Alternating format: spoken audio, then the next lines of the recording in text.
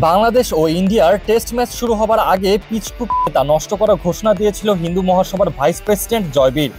যদিও এমন কোনো ঘটনা ঘটাতে পারেনি তারা, তবে এবার যে রাস্তা দিয়ে কানপুরের গ্রিন পার্ক স্টেডিয়ামে যেতে হয়, যেখানে কিনা বাংলাদেশের দ্বিতীয় টেস্ট ম্যাচ হবে, সেই রাস্তায় আগুন চালিয়ে প্রতিবাদ করেছে অখিল হিন্দু মহাসভা।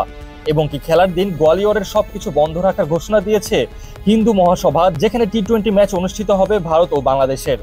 এছাড়াও বিশেষ কর্মসূচির ঘোষণা আসবে কানপুরের তরফ থেকেও। আর ওদিকে এমন ঘটনায় বিব্রত সেই অঞ্চলের প্রশাসন, তাই তো কানপুরের প্রশাসন থেকে এবার বাংলাদেশকে 3 স্তরে নিরাপত্তা দিবে বলে ঘোষণা করা হয়েছে। অপরদিকে অখিল হিন্দু মহাসভার সংস্থাটির দাবি, বাংলাদেশের হিন্দুদের উপর নির্যাতন চালানো হচ্ছে, এই জন্যই তারা এমন প্রতিবাদ করেছে বাংলাদেশ ক্রিকেট টিমকে লক্ষ্য করে।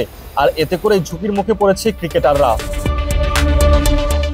তবে এরই মাঝে নিরাপত্তা নিশ্চিত করে ফেলেছে কানপুরের পুলিশ, তাই তো আপাতত ভয় ডরহীনভাবে খেলতে পারবে বাংলাদেশ। গত 5ই আগস্ট বাংলাদেশে শেখ হাসিনা সরকারের পতনের পর হিন্দু সম্প্রদায়ের মানুষের উপর চালানো হয়েছে।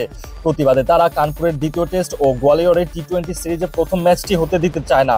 সেটারই ধারাবাহিকতায় গতকাল গ্রিন পার্কের রাস্তায় আগুন চালানো হয়েছে।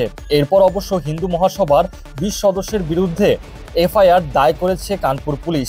অপরদিকে যেখানে বাংলাদেশে টি-20 ম্যাচ অনুষ্ঠিত হবে, সেই গোয়ালিয়রের বন্ধ নিয়ে হিন্দু মহাসভার ভাইস প্রেসিডেন্ট জয়বীর ভরদ্বাজ বলেছেন, হিন্দু মহাসভা ম্যাচের দিন গোয়ালিয়র বন্ধের ডাক দিয়েছে, তবে নিত্য প্রয়োজনীয় পণ্য এই বন্ধের আওতামুক্ত। অপরদিকে ভারতের সংবাদ মাধ্যম টাইমস অফ ইন্ডিয়াকে কানপুরের পুলিশের এক শীর্ষ কর্মকর্তা জানিয়েছে, দ্বিতীয় টেস্ট সামনে রেখে ব্যাপক নিরাপত্তা ব্যবস্থাপনার পরিকল্পনা নেওয়া হয়েছে। কানপুর পুলিশের এসিপি হরিশ চন্দ্র জানিয়েছেন, হিন্দু মহাসভার 20 সদস্যের বিরুদ্ধে হাবান আয়োজন ও স্টেডিয়ামের সামনে রাস্তা বন্ধ রাখার পরিকল্পনার কারণে আনুষ্ঠানিক অভিযোগ দাখিল করা হয়েছে। কানপুর পুলিশ টাইমস অফ ইন্ডিয়াকে জানিয়েছে, দ্বিতীয় টেস্টে ভারত ও বাংলাদেশের ক্রিকেট দলের জন্য ফুল প্রুফ নিরাপত্তার পরিকল্পনা করা হয়েছে।